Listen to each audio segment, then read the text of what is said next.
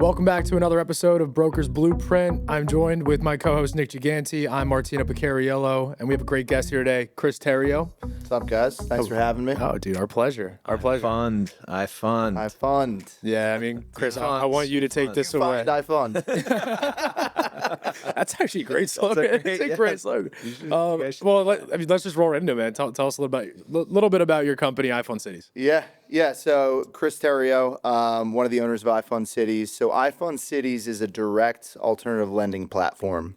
It's a fancy way for saying we're institutional hard money. Mm-hmm. So an alternative to traditional financing. So traditional financing, banks, lending institutions, we are the alternative to that private credit. Mm-hmm. So what we fund is, largely residential real estate backed by commercial loans. So that's fix and flip, fix and rent, DSCR, which is debt service coverage ratio, rental loans, as well as new construction. So that's spec development, BTR, build to rent communities, townhome development, pretty much everything under the sun. Yeah, you're like our best friend, I feel like, as brokers. Yeah. Oh, big time. I mean, I've personally used you guys. Yeah. And then, it's like if anybody needs quick cash, it's like, boom, call iFund. Yeah. Really good mix between like hard money and like institutional money. Yeah. That's right. What do you call it again? Like that third private money or? So private credit, which isn't just real estate related or like real estate financing related. It's just any institution or any lending institution that isn't bank financing. Right. So you get your money not from banks, from investors themselves. Yeah, so we have a private debt fund. So we have an evergreen fund that we raise money in. Nice. And then we have warehouse lines of capital that we use, our own money. And then that's your balance sheet. Mm-hmm. And then you have that's the institutional part. You have hedge fund relationships that give you the capital to help grow and scale and do the volume that you do. That's incredible. Yeah, I was going to say, Chris, talk about like how you started, because it's pretty interesting. Because I know when you guys started, what was it, 2018? 2018, yeah. Yeah, 2018. Yeah. What, your first year you guys did like 30 million? What, 12? Yeah, 12 million. Modest 12. Which sounds like a lot to put on, which is like, if you're one guy and you have 12 million on the street, it's not bad. But as an institutional lender, that's small. Yeah. Right. Yeah. Well, just for context, what is like an average institution lending a year? There's no average. I could tell you, so if we're like, one of the top 10 loan originators in the country, like in the private debt fund space. Number one in the city, right? Number one in Philly. Number one in Philly. Right. Proud of that. Yeah. Really? By volume for the past 12 months. Gotcha. Yeah. Not a big deal. That's sick. All right. It's fucking awesome. It's like, get it straight. Yeah, I get it straight. Should have known that. Come on, Nick, we're friends. Yeah. So put in perspective, we did just under $1 billion last year in origination volume. Crazy. Right around 800. So the goal is $1 billion this year. Billy. Yeah, Billy. With a B. A B. That's right. That's right. Now. I know. Yeah. A lot goes. So to answer Nick, started out in necessity, right? So I was doing, the real estate investor stuff, to start. So I was doing fix and flips and infill development in the city. Met Ryan at a happy hour, of course. We hit it off, and I was 26 at the time, so I was just still kind of figuring out a lot of stuff. Ryan's 7 years my senior, so he's already seen some success at that point in his life, had some capital, really had a healthy sales background, and he had also invested in real estate, more as like the LP. And he was, he invested in one of my deals, and then, that went well, and he was like, hey man, like, we should start a lending company. I'm like, sweet, let's do it. I was like, I know some guys that use some money. Yeah. And one thing led to another. So we started iFund Philly at first. And, that took off with a bunch of local investors. But Ryan and I really didn't know how to originate a mortgage. Like, I knew real estate investing. Ryan had capital and the sales background. But we didn't know how to, manage credit. So Brian, our third partner, managing partner, came in, Brian Ziginfuse. That was his background off of Wall Street. So together, differing but complementing skill sets. And then, It's a common theme I've heard in a couple of guests that we had on, Axe Builders. Great guys, Andrew Yeager. Use them personally. Yep. Wow, that's awesome. I didn't know you used them. Yeah, they're great guys. They're always on their shit, and they're always so organized, but it's because of that. They have complementary skill sets amongst not only their employees, but just their leaders. Yeah. So anyway, back to you. No, that's all I was going to say is, we went from iFund Philly and just lending in Philadelphia, and then we started doing loans in Pittsburgh and Jersey, and eventually had to change the name. They were like, we don't really like Philly. It's kind of limiting you. Yeah, limiting. Yeah, like a Penguins fan or like a Steelers fan is like, what are you, an Eagles fan? yeah, you got great rates. God damn it, I'm going to use you, but you got to change this name. So iFund Cities was born. Well, one thing I was curious about, like when you were first building those relationships with those institutional partners, those private equity guys, how was that? And what was your process to get them on board with giving you guys, obviously, the money to fund other deals? Yeah, that's a great. People always say, like, oh, are you worried about other lenders coming in the market or like I'm like, it is so hard to get to the point where you have. So all these guys with the top pricing, like the best pricing, they want volume every month. They want loans every month. So it's like a chicken or the egg thing. It's like, well, to get the best pricing, you have to deliver them $50 million a month in loans. But to get to $50 million a month in loans, you need the best pricing. So you need to literally like just grind it out and sell not on rate and points, but sell on products and relationship and reliability. And that's what the iFund Cities brand was built on. Those things, not which we do. We have the best rate and points, but to start, it was built on relationship and knowledge. And And I think that's what you guys did really well. Like just get in front of people, just being around where people. Typically, that's real estate. It's as simple as that. It's like it's so relationship driven. Where it's like, Chris is in front of me. Oh, I'm under contract on a property right now, or I'm about to pull the trigger on something.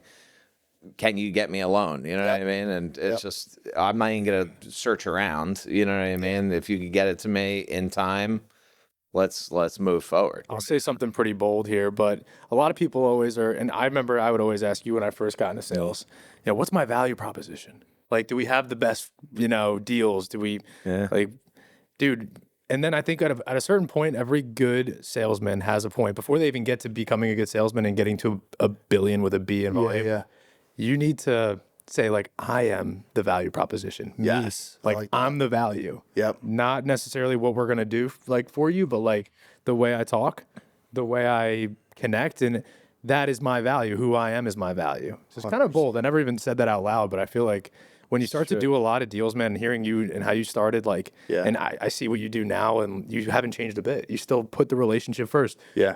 And then, of course, the great things that come with it, great rates, great people, build a great brand, but, like, all starts just being a great person. Yeah, appreciate that, man. And likewise. I mean, I think that's why we all work well together, because you naturally want to work with people that you like and you connect with. Yeah, for sure. After the event we had last week, by the way, we had an event last week, State of the Market address, and we had every expert in the field, including these two guys, sitting next to me on the stage.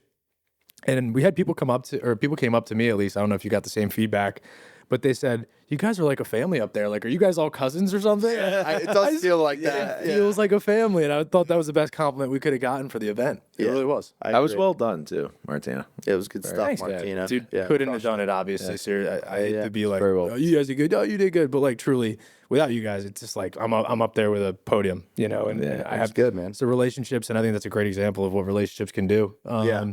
Put together a great event. So, what moving forward? What are your eyes set on now? I mean, obviously the B word, the billion. And we talked about it a little bit before the podcast, but what else are you looking to do for your company right now? Yeah. So it's obviously like stabilizing the core business, right? But then kind of building on the bolt-on sides of the business. So Ryan, my partner, founder, he's been doing an incredible job at like building on the land fund, right? So we have the ability to now go fund land and like big land. So that's A&D, so acquisition, development, big horizontal, so like $5 million, $10 million. The guys that are buying and entitling the land and then selling it to the Lennars, Pulte's, Toll Brothers, we're able to fund that.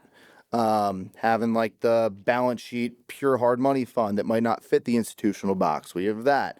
So like continuing to build out the IFC brand where we can service just about anything under the sun. That's awesome. That's the goal. And weren't you talking about also like holding the notes? That's the balance sheet fund. That's the balance sheet fund. Yeah, where you're not just selling out selling the notes. You hold on to those, so you're making the interest, and it just increases your profit. And borrowers don't feel that one way or the other. It's for us, like, you get more interest spread or more yield. You hold more yield. Yeah. Do you remember that coffee meeting we had at La Colombe? Of course. 2 years ago? Yep. You were explaining what preferred and promotional returns were to me. Promote, yeah. Prep promote, yeah. For the viewers, could you give us just a little rundown of like what that looks like if you're an LP Yeah. in a deal? Yeah. So like as a real estate investor, you're raising capital.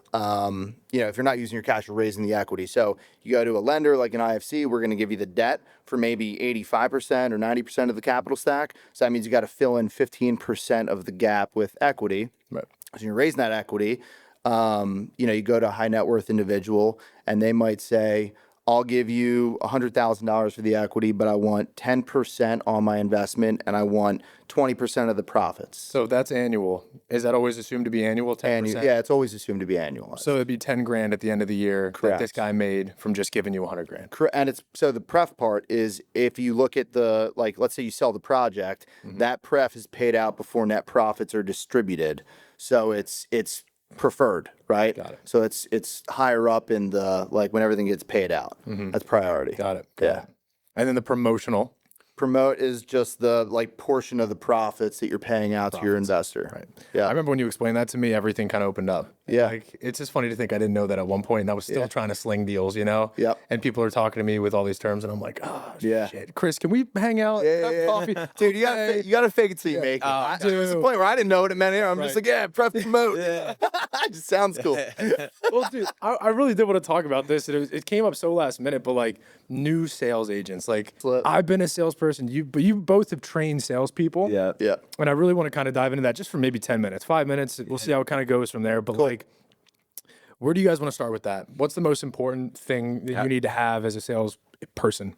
In any field? Okay. I was going to tie it into his business, really. For people that are looking to either real estate agents or people that are buying property, the reason that you want to have a relationship with a hard money lender is at the end of the day about getting deals done. It's about sometimes, how the offer looks, right?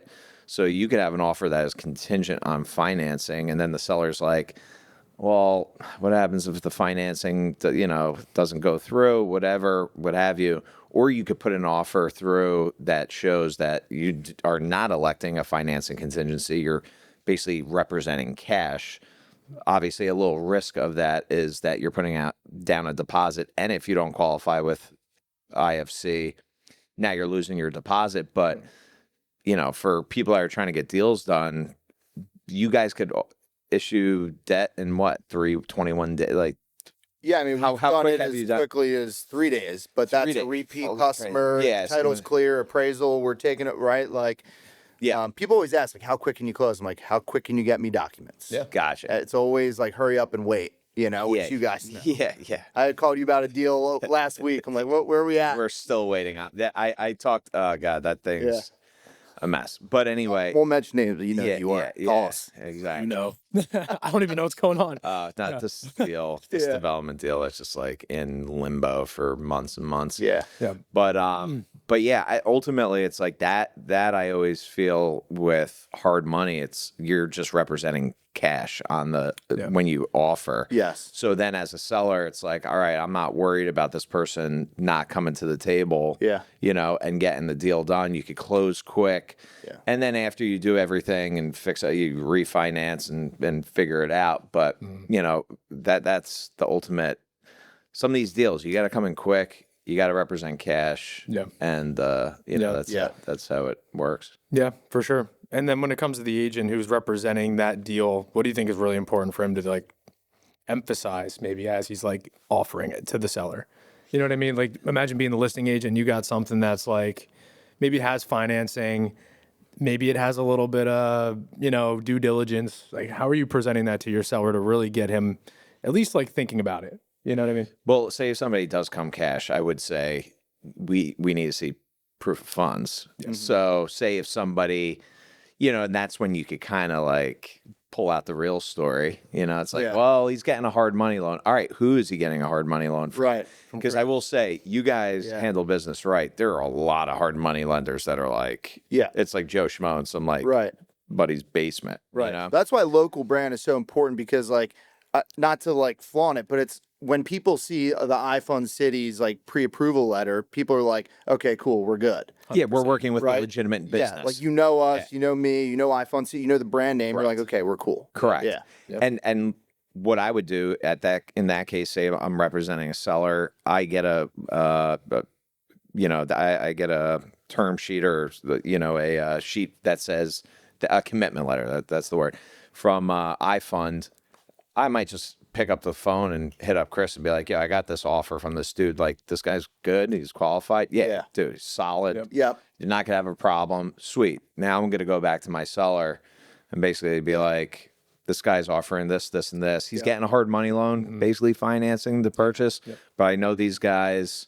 They're a bunch of wackadoos, but they do great business. They do great business. Bunch of meatheads somehow. Meatheads. He's probably benching in his office right now. It's family money. His uncle died. Yeah, but he's good. He's good. He'll close. He's good.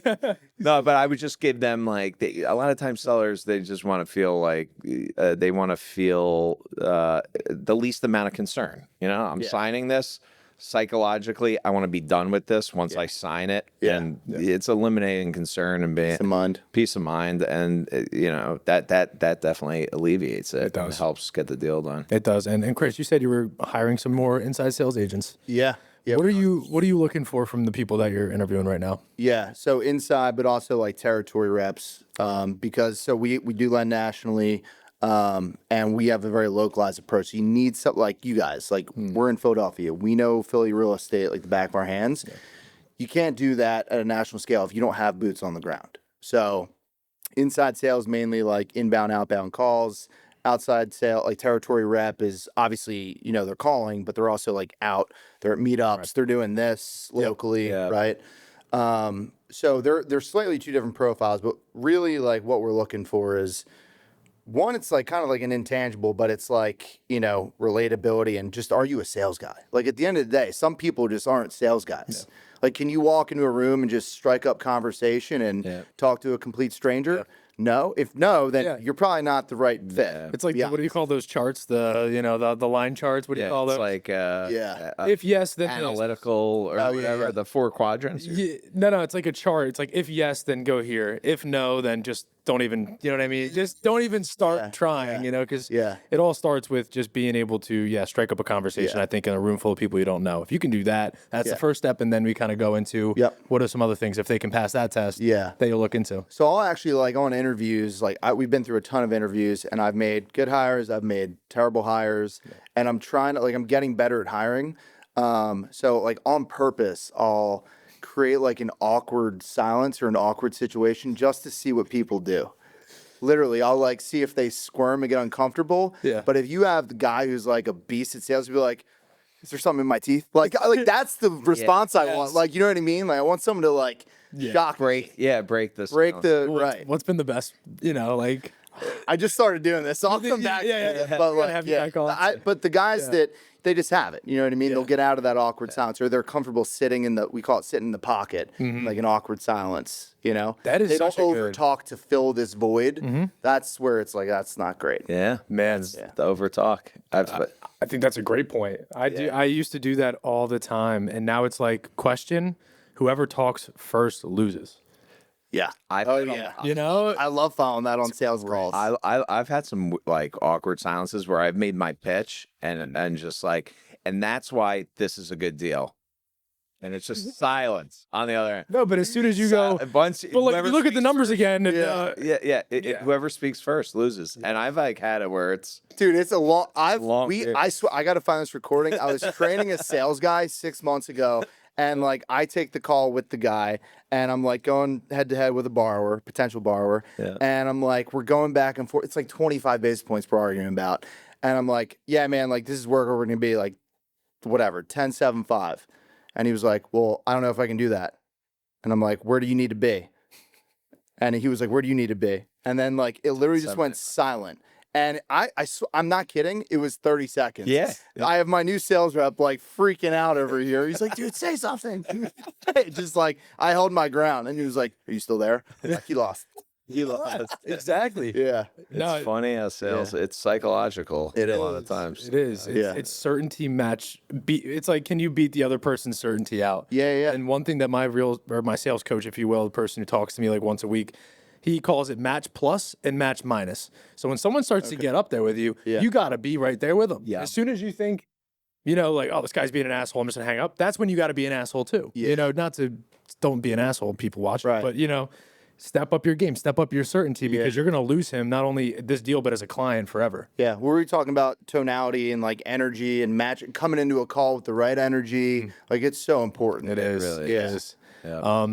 And you also mentioned something before we hopped on the call of like what you're doing with your current employees to keep them on their game. Yeah. What are some of those tactics? Yeah, so we just started reading a book. Shout out Ryan, he found it, but it's called Cold Calling Sucks. You guys could drop the link for it if people are interested. But, Absolutely. Taylor?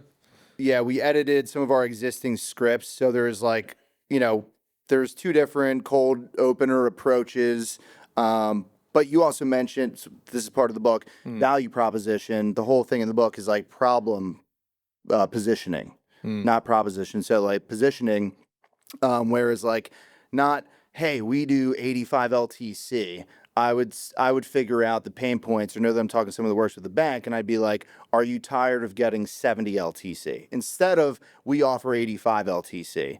So it's less pitchy. You're going to lead them there, but they're going to be like, yes, I am tired about getting 70 LTC, right? Absolutely. So you flip the script a little bit, and it gets them to like, oh, yeah, that does suck. So what you're doing is you're touching on the pain. Yes. Pain points. Who did we have? Phil. You know Phil Maisano. Yeah. When he sat with us, it was the same thing. He's like, dude, as soon as I understand, what I call it is the gap, like from where they are to where they want to be. Yeah. As soon as you're in the gap, like, and you see like where they're at, and you're, as the guy who's like the expert, you should be able to have, looked at past experiences and be like, I know guys who have been where he's at, and I know how to get him through. Yeah.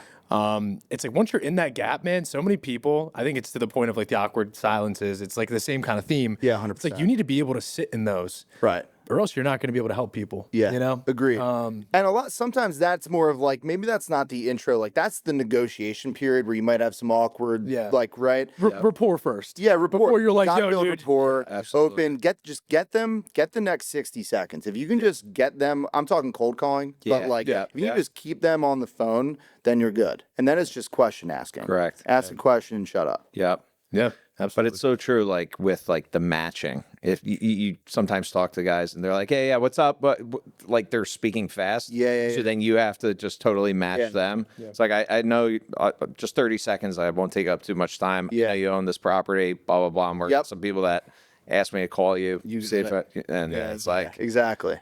Yeah, I called a dude today. He was like, you have 60 seconds. And I go, all right. I love that. Yeah, same. Let's go. And we just met the other day, so he knows who I am. It wasn't like a cold call. It was just like a follow-up touch. And towards the end of the call, I'm like, I know we have 15 seconds left. Keep me in mind or whatever. Like, if you actually do get a realistic number on this, because this is an FU price. Yeah. He said, thank you. You actually, know what you're talking about. I'll talk to you soon. You know what I mean? Yeah. But and then on the other side, I think where I need to grow is the match minus. Because sometimes we hop on these calls and we're like, hey, you own 123 Main Street. And it's like an older lady. And they're like, who is this? You have to be like, hey, Mrs. Roberts. Hey, it's Martino. Yeah. How are you? Yeah. And you got to minus them. You got to bring them down. And then, just kind of, So it's on both ends of the spectrum. You're not going in there with Nick Giganti energy. Oh, no, not that big G energy. Nah. I'm just picturing you like standing, making the call, and then when you're talking to her, like bending over and making pretend. It's like I have a walker in my hands. Oh, Yeah.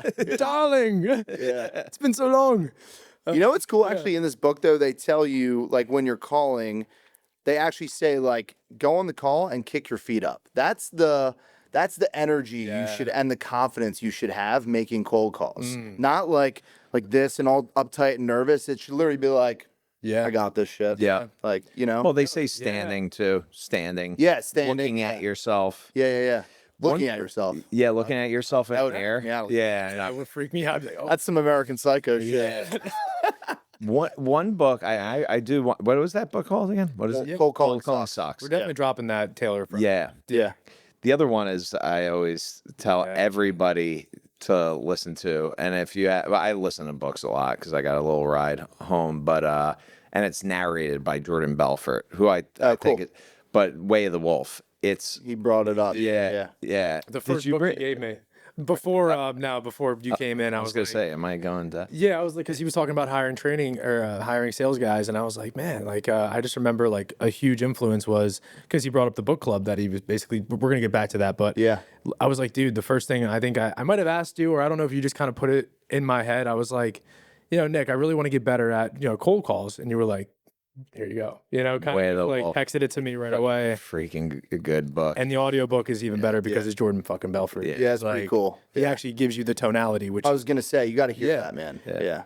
It's the I don't know how to the X factor, the secret sauce. It's it really is what gets people to believe you. 100%. Yeah, because you can't. I call it congruence now because like if what you're saying, because if what you're saying matches your body language and tonality, if it's exciting, and you start to kind of get a little bit more. If it's exciting news, you should sound excited. Yeah. If it's a secret, you should whisper. Yep. If it's something that's something everyone should know, you should say it like everyone should know it. You know? Yeah. So like being congruent with what you are actually talking about. Yes. Is something that I've really just tried to get into instead of sounding fake all the time. I can't tell you how many times I hear guys like this is not the cold call now. They're like delivering pricing, right? And that's where you get all the objections. Yeah. And I'm like, hey Nick, we got you 11 and 2 and 85 LTC. I'm like, dude, I wouldn't do that loan. This is the best pricing out there. I'd be like, yo, Nick, great news, dude. We got you a kick-ass loan. Like, you got to go in with the right energy. Yeah. Get the guy excited. Yeah. Right? This just came across. Yeah, just came across my desk. It might perhaps be the best thing I've ever seen. This is the best thing I've gotten in the past 10 years. My desk. That's great. It's great. Put some clips up of Jordan Belfort, please. Yes. Shout out to Jordan Belfort. So- maybe I'll take a look at this. Yeah. Probably not. I Call hope. us in. Do some coaching if you need us. Let us know. Seriously. So you have this book club. Tell us a little bit about the, you're going through these cold call books, especially this one, which seems like gold. How are those like kind of, is it an open conversation you have with your sales reps? Or is it more like you ask questions specific to each? Well, I was also telling you too. So it's a great way, like sales managers, if you're managing a team, it's great to see like who's hungry, right? Who's actually doing the homework, doing the readings. Because then you come for your Monday sales meeting or whenever you have it, and you kind of like, you go around and you ask some guys their thoughts. We like to role play on calls. Yep. It's very easy to see who did the homework, who didn't. And I was telling you, like, unfortunately, we had to let someone go recently because they were already kind of on the fence. And then we came in Monday and, the guy clearly didn't do the reading. And that was an easy enough. Yeah, it's like, so what'd you think about the book? And he's like, well, I can't believe the dog died at the end. It's like, dude, it's a you didn't fucking read the book, man. Yeah, exactly. Yeah, literally. Completely over your head. Yeah, just short of saying that, basically. Yeah. Dude, what dog? What the fuck? Get the fuck out of here. Get out of here, man. Yeah. I like you a lot, but you're done. Yeah. How did you guys get connected? That's a funny story. So it was me and Joe Cleary. We went to this. What was it? A fundraiser? Yeah. It was a fundraiser golf thing. It was the Wolf of Broad Street. Oh yeah. Broad Street. Yeah, my guys went to that last time. Yeah. What's his John Butchner? Yeah, Butchner. Yeah. So we went and Martino was there and being the sales guy, I'm shaking a lot of hands. Yeah. People I don't know. Shaking babies, kissing hands. That's it. And then that's how we met. And he was working for one broker who we don't have to. She who shall not be named. She shall not be named. Oh man, we just kept in touch. I'll tell you off air. Okay, fine. No, it was no. No, I'll tell you off air. Yeah. Yeah. But and then you know who you are. One thing. Yeah, she does. Yes, she does. Yeah. And then one thing led to another, and then after he was like, "Nah, I think I'm a loyal dude." He's like, "I'm gonna stay with her." It was a referral.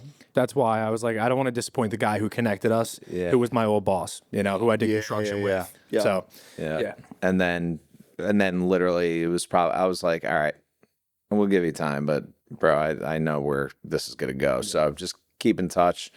And then it was like, 4 or 5 months later, he made the switch. Was great. Fit in obviously like immediately. Yeah. And I will say, like, Martino was one of the dudes that, like you were saying, you hire some people, they don't like put in the work. They're like half-assing it. Yeah. Kid came in, was just grinding. Just Yeah. told them exactly, like, this is what you got to do to build, grow your business. This is what it is. Setting up meetups, setting up, right? Call, podcast. Well, then it was not my podcast, but it was just like, get on the phones. You want more money? Yeah. Make more calls. That's right. You want to buy your girlfriend? Yeah, you said you're gonna pull up to someone at a red light, and they're gonna be in their Honda. What is he say? You want to be in that red shiny car. No, you didn't say that was Jordan Belfort again. But Jordan Belfort on the screen. No, it's so true though, man. And like what you saw in me, I didn't even see it myself at the time. Yeah. So I appreciate that. And One funny story though, hilarious. Martino, when he first started talking about like not understanding his value, I would hear him on the phone and he would just like throw out, the guy would be like, I don't want to pay 2.5% commission or whatever, 5% commission. Martino's, that's fine. I'll do it for 1%. I just made the prank. Like it wasn't even like, I know. I didn't know what it was like to sell houses. It's terrible. 1% is not worth it. no, you're losing money. You're losing, you know what I mean? But I was like, and just to wrap, you probably have so much more to say on that.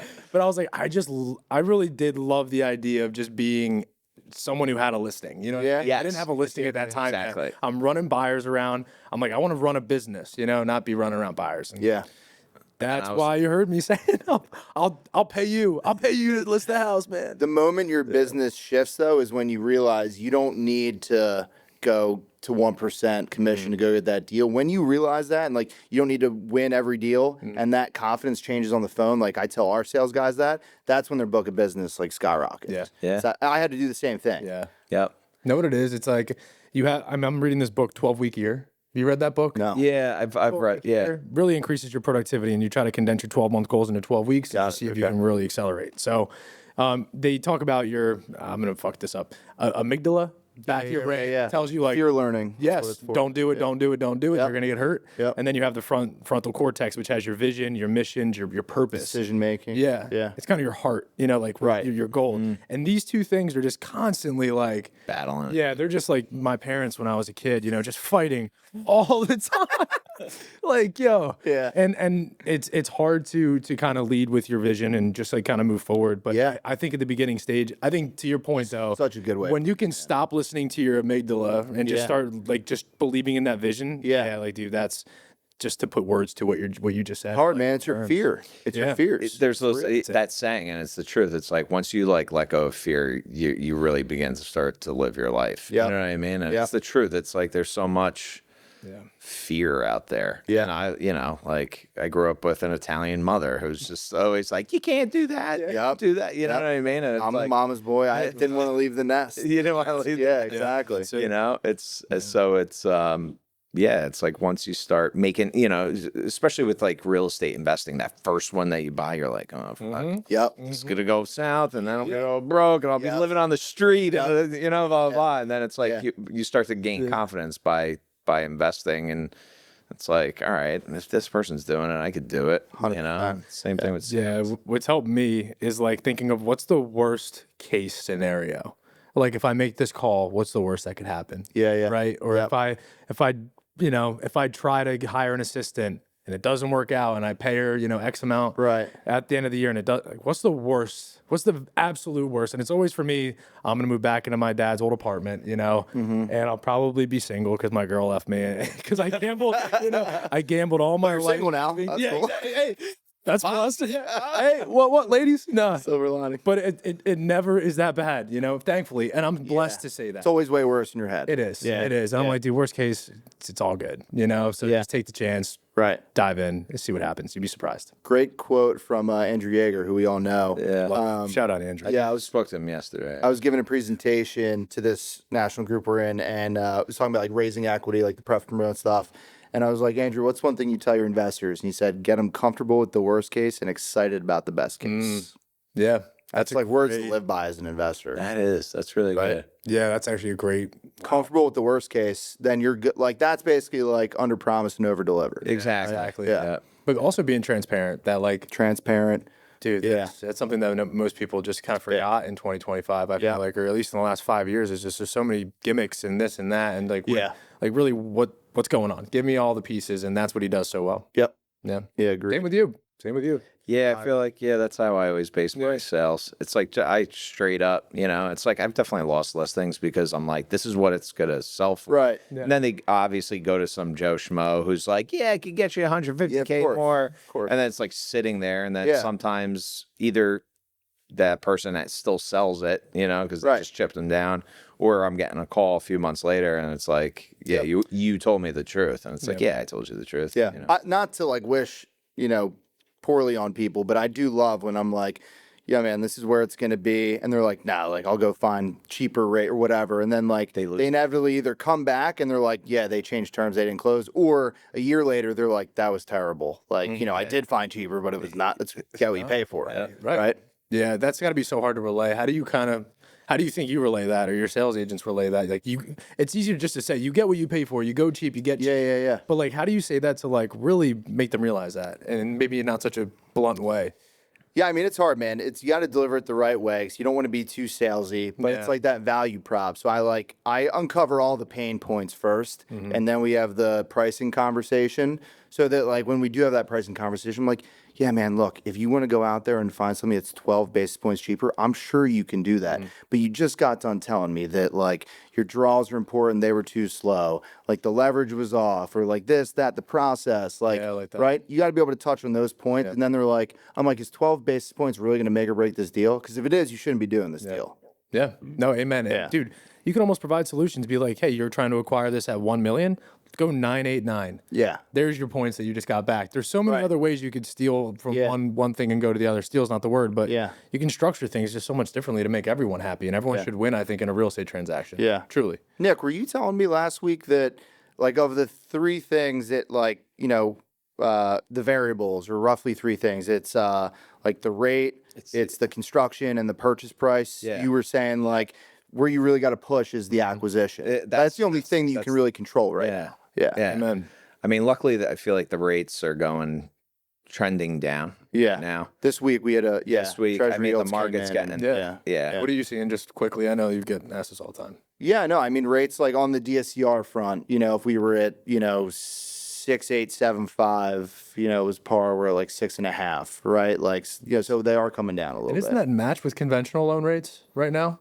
Like DSCR is almost cheaper than getting like a conventional. In some in some cases, we don't originate conventional, but it's all DSCR backed by property cash flow. But yeah, they're like, yes, they're 30-year fixed, 30-year mortgages. Yeah. People are not buying in their personal name, and they're coming to us for like a rental loan for Airbnb or short-term rental. I'm going to do that pretty soon. Yeah. I'm serious. I'm going to call you probably. I'll grab you after this and show you the property I'm looking at right now. But the rents are like perfect. It'll make the numbers make sense. It's all about understanding what I need to bring to the table at this point. That's the hard thing, is just like, I don't understand, like, is it 20%, 25? Some guys offer 15. Like, you guys have a great LTC. I feel like it's probably the best, would you say? Like, your loan to cost ratio is like some of the best in the country. Yeah, absolutely. Yeah, like there's other lenders that offer the same leverage, but like it's the top. Like we offer the same like the top of the line leverage, which is like on fix and flips. If you do volume and you have a good FICO and you can execute, it's like 90 LTC. It's like really high leverage. All you're putting is so little in the deals, and you're able to just scale and do so much more with a partner like yourself. Yep. So many people just try to tie up all your money because they're scared and they want a little bit more skin in the game. And it's like, dude. Right. Yeah. And the relationship, to your point, is so big for you guys to have, because you want to know, like, is this guy going to execute? Yeah. That's why we look at the most important thing for us is like prior deals experience. It's not just like I have 10 flips going on right now. It's like, okay, are you going to execute on those? It's like I want to see exits in the past like year or 2 years. And an exit is a sale, but it's also a refi. Like you successfully took it from acquisition, renovation, and you rented it and you exited with like a refi. Yeah. Right? The ARV hit the number you were telling us. Yeah, exactly. Multiple times and exceeded it. Yeah. That all plays a factor, right? Yep. Yeah. There's so many variables, man. Then that's why I love having just like you on the pod, you at coffee, you at our event. There's just so many variables. And is it changing this year at all? Is there anything that we should know about in terms of like with the like laws of lending or anything? Because I know like building code, that's going up this year. So build cost is going to be a little bit more extensive. Anything on the lending side that we should be aware of? If anything, there's just more liquidity being pushed in the private credit sector, So like more money just being more money from like the, hedge funds, insurance company, sovereign wealth. they're just sitting on money right now. Correct. They're just starving for yield. Yeah. Yeah, what happened was all the banks pulled back. Right. And then it was just like boom, private money just stepped in and was like, We have a chart actually. I think Goldman Sachs created like a $500 billion fund. Yeah, Goldman is a big player in our a lot of our notes end up at Goldman, right? They're one of the big aggregators. So they buy the note from you guys? They'll buy it from not to sure you could sell directly to Goldman, but chances are they have like a hedge fund arm or like an arm of Goldman that specifically invests in real estate notes. That's awesome. Yeah. Yeah. That whole the whole backside of that, or like how you see how the market reacts. It's like the banks started to pull back and then automatically. Yeah. That was like when we saw Rupert. Were you at the Claire Harrison with Rupert Adler? Yes. What- Rupert, was that his first name? Dean? Dean Adler. Dean, I'm sorry, Dean Adler. Yeah, Rupert's like a dog's name, I feel like. Yeah, I'm imagining like that one dog with floppy ears, like Taylor. No, I'm kidding. Yeah, So- Dean Adler. He was talking about, giving these guys like mezzanine debt, Yeah. but in a preferred position, because you have these guys that like can't refinance because they have to come to the table with cash. Yeah. But we're talking on like a larger scale. Yeah. $100 million building. Right. That should, the Bellevue. value is 70 million. Well, now it's like 50 million. So they got to come to the table with 20 million. He steps in with 20 million, getting like 20% plus like returns in preferred positions. Yeah. It's like just crushing Like it. the crazy. Bellevue was an example. Bellevue On Broad, Yeah. on the Battery, The battery was there. Yeah. Ira and massive like landmark buildings in Philadelphia, and just buying them or at least getting positions on them for like it seems like pennies on the dollar. yeah. Well, he's giving them the money, but it's the money he's getting back. Is I forget if you said he like bought a couple for pennies. maybe he bought like ones that were for. If he didn't bridge gap it, he bought it. Yeah. Super interesting. It's crazy. You working with guys like that, like Well, kind of cutthroat, like not cutthroat, like just seeing the opportunity and actually taking advantage of it. yeah, more yes, like not as much like 100-unit multifamily buildings. Like we do like the horizontal version of that, where it's like 100-unit townhome or build-to-rent community. Yeah, we see those guys. Yeah. And to answer your original question, yes, there's more loan products available for guys like that, like true lines of credit, where it's like here's 75 LTC on the land and the A&D, and then 85 on the vertical. So, Wow. yeah. But like, are you still like lending to people that are building big multifams? No, define big multifams. Like over 30 units? Yeah, 30 plus. We're not lending on it, but I will say that like underserved part of the market, like 5 to 20 units, we're definitely seeing a lot of those. Really? Yeah, we're seeing those. Almost like feel like we need them to stop. Like What, the 5 to 20? The smaller, it's just the addition of more units in general. Like we have so many units that need to be absorbed right now. and I guess from our side, like we see, like maybe we're doing the bridge loan for its existing like 14 unit, but they're gonna knock it down and then build like 50 units, which is bigger, right? Yeah. Northern Liberties is like, can you believe all the buildings going up? Like it's insane. How many new units are coming online? 10,000 between Northern Liberties and Fishtown. Thank you. 10,000. That's insane. 10,000. I think it's like a total of 14,000 across the city. So it's like, it's all in Northern Liberties. That's crazy. And you're just like, you guys are going to be cannibalizing yourselves. Yeah. They're going to just be like, I'll give you 6 months free rent. Like, Well, they are, and that's how you go get financing. You're like, oh, I'm getting $1,800 a month, but not on paper. I gave them the first 4 months free, so it's really like $1,300 a month. Yeah, literally. exactly. My pro forma looks great. Exactly, though. It's crazy. And that's what I was saying. Like the absorption rate seems like we're like one of the good cities for absorption, but we don't know if they're just bouncing between buildings. Like 100%. imagine being like a person that is Why in a wouldn't one you do bedroom. that? You don't have that much shit, and you're like, I'll just move across the street and get 3 months free rent. Correct. And then after that, I'll just like maybe in the next year when my lease is up there, I'll just jump from another spot and get another 3 months. Moving's a bitch. It's not that big of a bitch. I'd do that. Exactly. No, so I'm 27 for people who don't know how old I am. You guys used to be back in, when you started, but like all my friends are exactly in the positions that you're talking about. And it's so funny. I was just at one of my friend's house at the Piazza and he goes, yeah, I'm moving down the street. Yeah, they're all for literally exactly what you said. So these are already what you just said is already happening, and that's kind of crazy Smart. that you just. I would do that. I It's would like a do it. loophole. Yeah. You know, just travel light. You know, Yeah. just Travel light. stick in a what is it, like a handkerchief? Just throw your shit in there and just literally stick. Yeah, what is this? I forget a knapsack. You know, Knapsack. you're just Like take the handkerchief off your head and realize Exactly. some sticky felt. you'd have hippies walking up and down Second Street, just that's awesome. apartment hopping. But that's a great question, like where money's flowing, and that's really. I actually kind of see that too with developer clients that I'm talking to. They're like, give me the stuff that's not too hefty, that is not too like low. That way, my economies of scale, I can develop at a cheaper rate. Yeah. I think that's a great sweet spot. I really do. And I think if you can acquire anything that is in that range, that is actually going to somewhat pencil. It's actually a really good market to attack. I'd also say like our best customers, like they're not doing a flip, new construction and multifamily and like they have maybe 1 to 2, maybe 3 things they do really well, right? And they crush that. Yeah. So I'd say like find your lane and And stick it in it. Yeah. Was that riches in the niches, right? Riches in yeah. Chris, where can people find you and connect with you? Yeah. So Instagram at iFund Cities, personally email Chris at iFund Cities. We'll put the link in. Yeah. Website. Taylor? Yeah. Website, ifundcities.com. Or just hit up these guys. We'll bring We got you. And then we'll drive them your way. Yeah. Exactly. That's right. No, dude, thank you so much for coming on. Yeah. Appreciate it. Appreciate you guys having me. Always love hanging out with you guys. For real. Family, once again, kind of a family feeling. That's right. I hope the viewers kind of can see that. But any final remarks? G? If you like what you see, please like and subscribe, share, follow. It does a lot for us, so please do. Let's go. Till next time.